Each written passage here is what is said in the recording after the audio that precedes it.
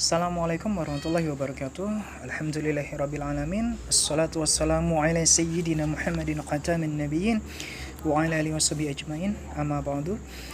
Alhamdulillah, kembali lagi bersama Mister dalam mata pelajaran sejarah dan kebudayaan Islam untuk kelas 5. Pada pertemuan kedua ini kita akan membahas bab 1, yaitu upaya Nabi Muhammad dalam membina masyarakat Madinah. Oke. Poin A, di situ tertulis bahwa pembinaan Nabi Muhammad SAW di bidang sosial. Ya, jadi ada 5 poin, bisa dibuka di halaman 2 di situ. Ada pembinaan Nabi Muhammad di bidang sosial, agama, pertahanan, ekonomi, dan politik. Kenapa kita bisa membahas semua ini? Perlu kamu ketahui, ada seorang, Mister lupa namanya, ada seorang dari umat Kristen yang menulis buku 100 orang yang paling berpengaruh di dunia. Mereka orang Kristen, dia orang Kristen, tapi yang dia catat orang yang paling berpengaruh di dunia nomor 1 itu adalah Nabi Muhammad SAW. Artinya apa?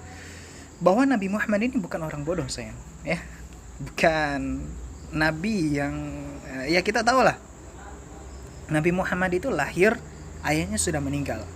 Nanti gak lama nanti ibunya pun meninggal, kakeknya meninggal, dia lahir dengan pamannya. Ya, bersama pamannya juga dia banyak ikut berdagang. Artinya apa?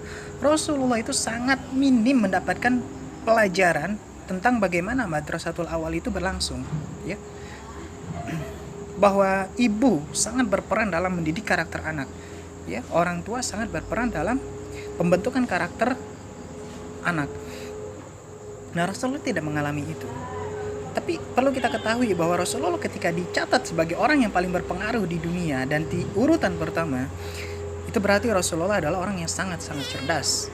Karenanya Allah memilih dia, Nabi Muhammad, sebagai kekasihnya, ya.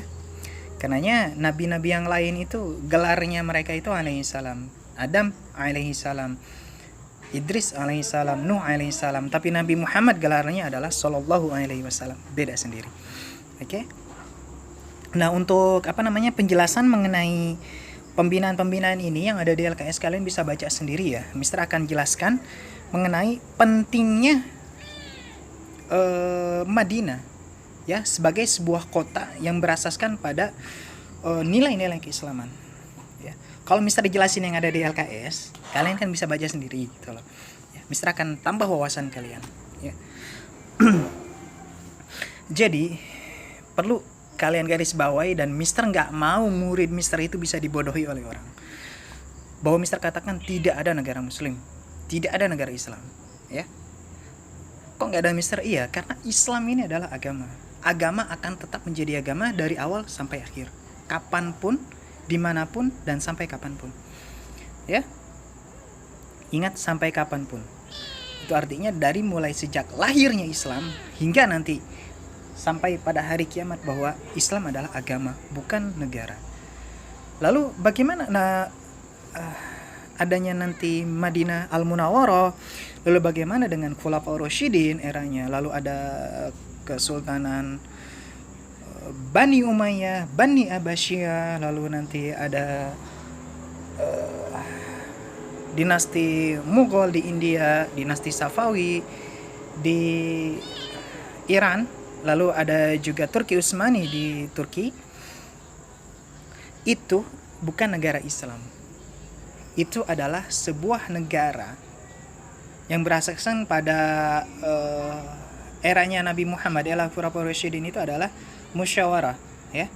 Lalu nanti masuk ke eranya Bani Umayyah, Bani Abbasiyah, itu adalah era monarki, kekerajaan.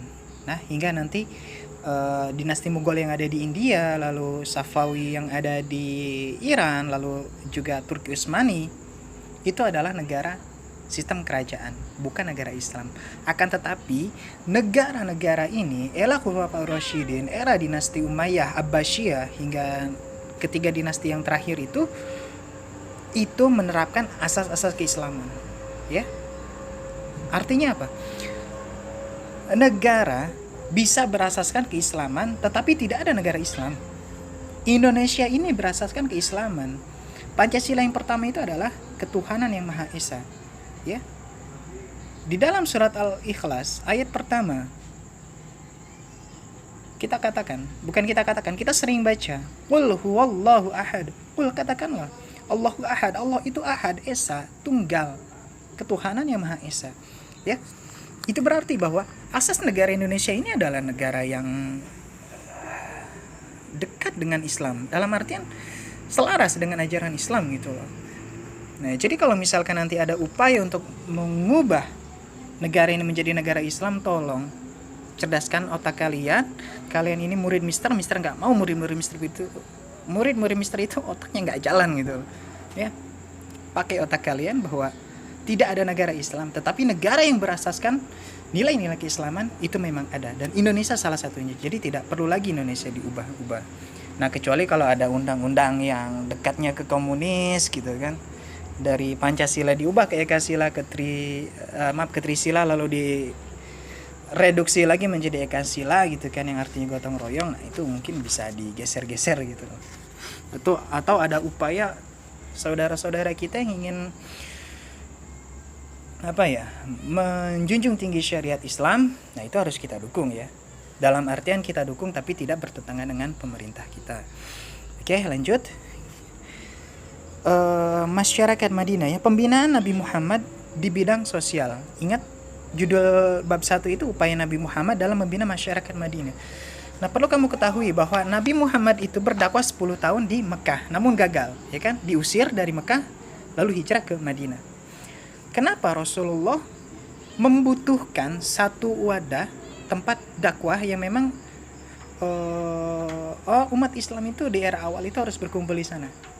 Itu kan jadi pertanyaan. Harusnya kalau memang kalian cerdas, kalian harus bisa melihat ke arah sana. Ya. Kenapa Rasulullah tidak bertahan di Mekah?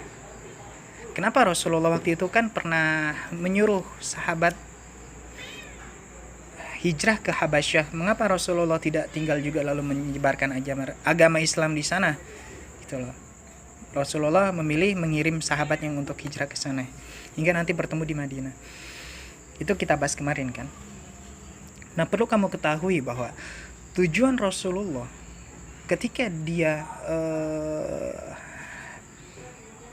diarahkan oleh Allah Ta'ala untuk membentuk satu negara yang berasaskan nilai-nilai keislaman, yang berasaskan pada Al-Quran dan hadis, itu adalah negara yang bisa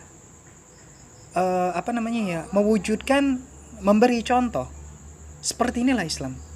Jadi gini, Mister nggak akan bisa jelasin ke kalian indahnya bagaimana naik pesawat kalau kalian nggak pernah naik pesawat. Ya, Mister nggak akan bisa jelasin ke kalian manisnya rasa gula kalau kalian nggak pernah ngejajalin gula. Artinya apa? Islam itu nggak akan bisa berkembang, atau istilah kasarnya itu bisa sampai ke tempat kita, ke Telajung, ke Lubang Buaya saat ini, jika tidak ada Madinah sebagai peletak dasar di awal. Karena dengan adanya Madinah, lalu orang-orang bisa tahu gitu. Ya. Kita tahu bahwa di halaman 3 juga dijelaskan bahwa masyarakat Madinah itu bukan hanya orang-orang Islam. Di sana ada kaum muhajirin. Muhajirin itu adalah istilah untuk orang-orang Mekah yang hijrah ke Madinah bersama Rasulullah. Hijrah muhajir. Hijrah itu adalah nama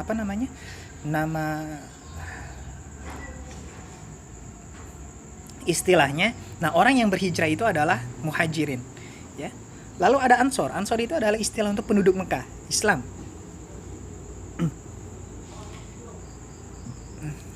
Maupun yang non-Islam ya. Jadi Ansor itu penduduk asli Mekah. Lalu ada bangsa Yahudi di sana. Nah, itu juga penduduk Mekah, tapi orang-orang Yahudi. Lalu ada orang-orang musyrikin di sana, ya. Orang-orang musyrikin itu gini. Musyrik itu bukan orang yang tidak bertuhan. Musyrik itu dia bertuhan. Kalau tidak bertuhan itu ateis. Ya, musyrik itu bertuhan, tapi ketuhanan mereka itu melekat pada leluhur-leluhur mereka. Ya, kalau dalam istilah kita itu mengenal dinamisme dan animisme. Atau bisa dibalik ya, animisme dinamisme. Ya, animisme ini kepercayaan bahwa ketika meninggal roh leluhur itu akan mengelilingi diri mereka, menjaga mereka. Itu animisme. Kalau dinamisme itu adalah keyakinan bahwa benda-benda pusaka itu memiliki keramat gitu. Kayak batu cincin gitu kan. Batu cincin ini memiliki kekuatan gitu. Ketika dipukul ke orang itu benjol. Nah, itu batu cincin memiliki kekuatan seperti itu, ya. Terus dari keempat keempat ini sebetulnya ada satu lagi sih, 5 orang-orang ahlul kitab, yaitu orang-orang Nasrani, ya. Ada Yahudi, ada Nasrani juga di sana. Nah, nanti ditambahin lagi aja satu, ya. Nah, kan karena kelima orang ini tidak semuanya Islam, ada dari musyrikin, ada dari Nasrani, ada dari Yahudi, lalu ada juga orang-orang Mekah, Ansor ini yang memang belum begitu yakin dengan Islam. Lalu ada kaum muhajirin yang memang dia membutuhkan tempat tinggal. Nah, menyatukan orang-orang seperti ini sulit, sayang. Ingat, di Mekah, ya, kalian tahu bahwa Rasulullah itu dimusuhi oleh Abu Lahab. Abu Lahab itu adalah pamannya Nabi, ya. Dia dari bangsa Quraisy, dari suku Quraisy, ya. Kenapa paman yang satu musuhi Nabi Muhammad, sementara pamannya sendiri Abu Thalib itu melindungi Nabi Muhammad? Ingat, di Mekah tidak seperti di kita. Bahkan di kita mungkin juga sama.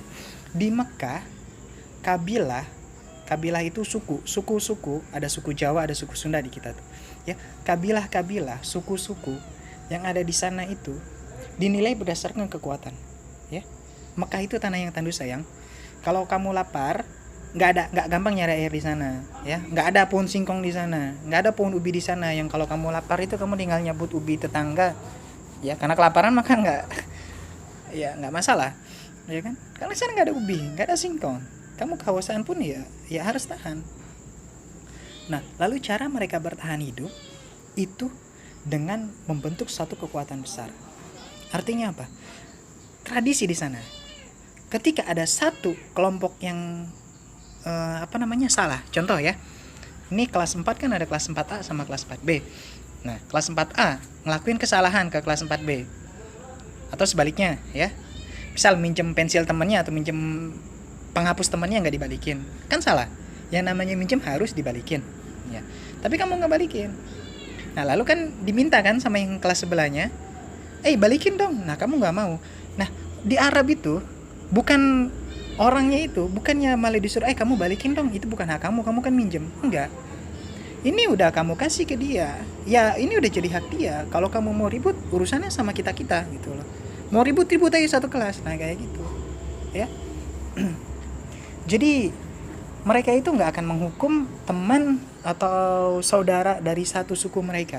Oleh karena ketika satu orang dihukum, nanti satu orang lagi dihukum, dibunuh, jumlah mereka sedikit. Nah, jumlah yang sedikit ini akan mempengaruhi kekuatan mereka, ya. Jadi kalau kekuatan mereka ini berkurang, otomatis suku mereka ini lemah dan bisa diinjak-injak oleh suku yang lain. Nah, seperti itu. Itu era barbar. Barbar itu tidak berkemanusiaan gitu, ya. Tidak memiliki aturan dalam bersosial. Tuh. Ya, jadi pun pentingnya Madinah itu ketika menjadi pusat dari peradaban Islam di era Rasulullah adalah memberi contoh bagaimana orang yang tadinya berpisah, suku A, suku B, suku C, suku D, E dan sampai Z gitu kan, lalu disatukan, ya, dalam ikatan saudara. Ingat, kita sering dengar kita saudara sesama muslim. Nah, sebetulnya itu dulu pelajaran untuk orang-orang untuk orang-orang Arab jahiliyah, sayang. Di Indonesia itu kita udah jadi saudara bahkan sebelum era Islam datang, ya. Jadi dulu itu dinasti Selendra dengan Wangsa Selendra dengan lupa mister kan, ya Allah. Bangsa Selendra dengan bangsa Sanjaya itu udah jadi saudara gitu, ya. Antara Hindu dengan Buddha itu udah nyatu, kita udah jadi saudara gitu loh. Karena dulunya juga perang terus, perang. Nah, akhirnya capek murun perang, ya, atau nggak tahu lah, itu udah kehendak Allah. Akhirnya disatukan dalam ikatan pernikahan dan akhirnya Wangsa Selendra dengan Wangsa Sanjaya itu kita menjadi satu. ya.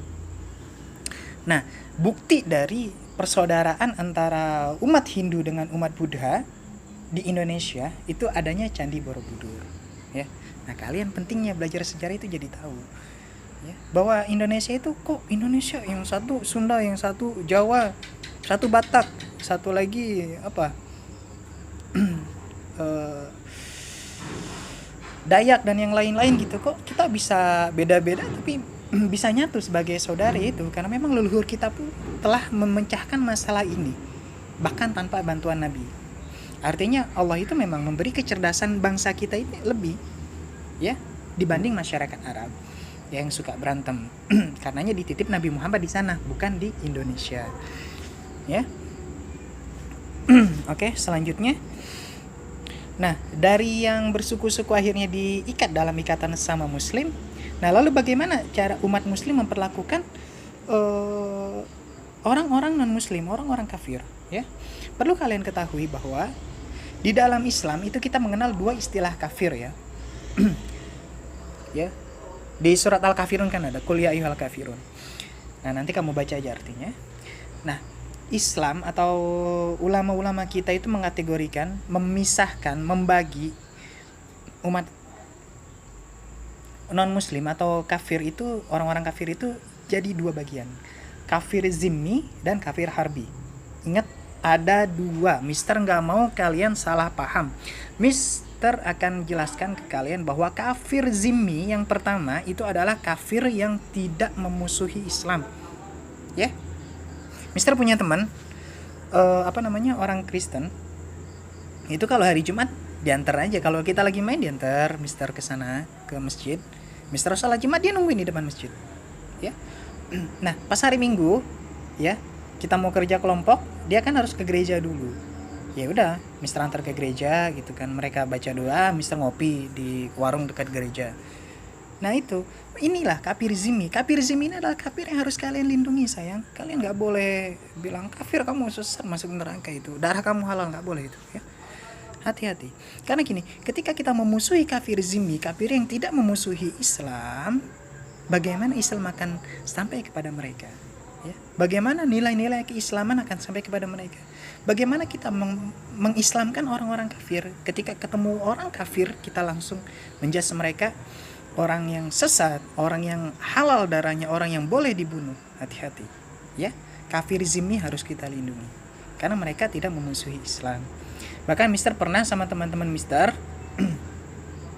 diskusi, datang ke gereja dan kami meminta izin kepada mereka ketika mereka ada kegiatan dan membutuhkan bantuan kita sebagai penjaga keamanan atau sebagai humas dan yang lain. Mister bilang, ya silakan, ya. Kalau misalkan memang kalian butuh bantuan kami, ya silakan bilang ke kami gitulah. Kami akan siap bantu. Ya, kalian beribadah yang nyaman, kami akan juga beribadah dengan nyaman. Ya. Jadi saling membantu satu sama lain. Nah, yang kedua adalah kafir harbi. Ya, kafir harbi itu kafir apa? Kafir yang memusuhi Islam. Kafir yang nggak bisa terima ada orang Islam.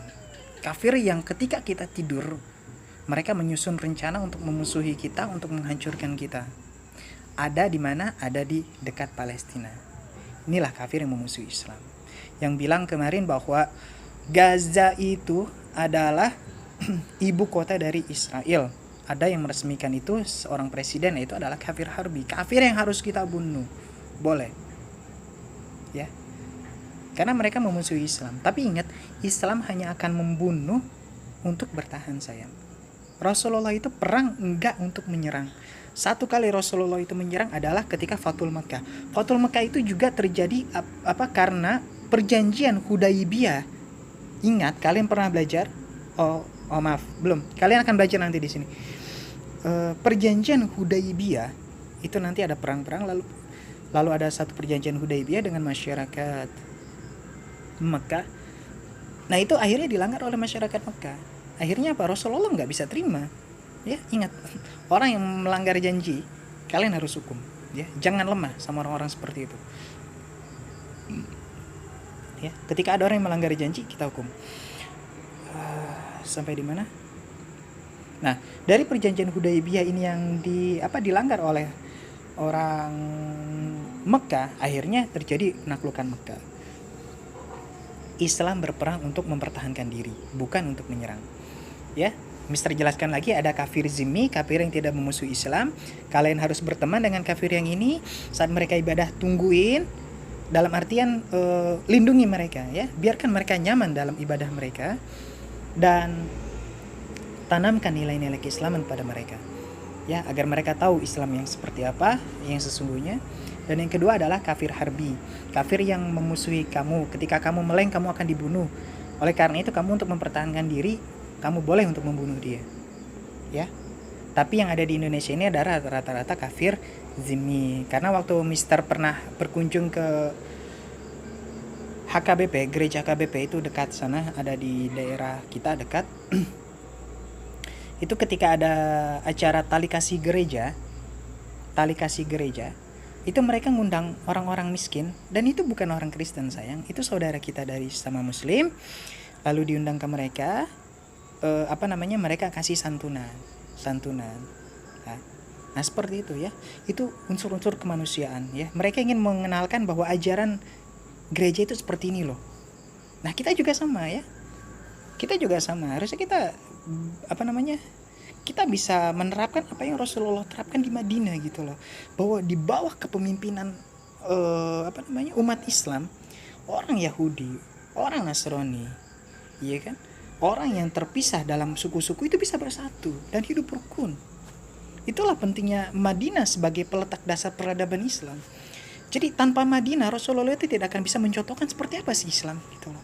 Nah karena adanya Madinah, ya, dipimpin oleh Rasulullah sebagai kepala negara dan kepala agama di situ, terciptalah suasana Islami, bahwa seperti inilah wajah Islam, seperti inilah Islam bertetangga, seperti inilah Islam dalam bernegara, seperti inilah Islam dalam bersosial, berdagang yang jujur, tegur sapa, ketemu salam, assalamualaikum, waalaikumsalam, ya kan. Ketika ada orang susah dibantu, ketika ada fakir miskin dibantu, ya kan. Ketika ada orang yang sangat kaya, kekayaannya tolong disedekahkan untuk yang lain, berbagi sesama, itu kan indah. Nah dari terciptanya itu, orang tahu, orang penasaran, wah indah ternyata Islam, ya. Nah akhirnya orang berbondong-bondong untuk masuk Islam, ya. Itu aja penjelasan dari Mister.